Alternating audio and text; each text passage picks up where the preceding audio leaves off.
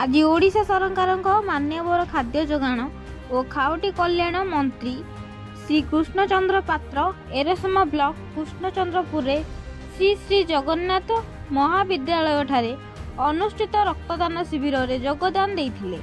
समाजसेवी सत्यसारथी महांती एवं बीजेपी कार्यकर्ता एवं परिवेश सुरक्षा पाई महाविद्यालय परिसर में किसी वृक्षरोपण करागला।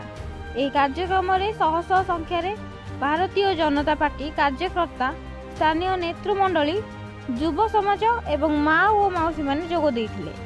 भारतीय जनता पार्टीर सांगठनिक जगतसिंहपुर जिला सभापति निर्वाचित होइतिबा प्रताप मिश्र को जगतसिंहपुर सर्किट हाउस रे शुभेच्छा जणाइले।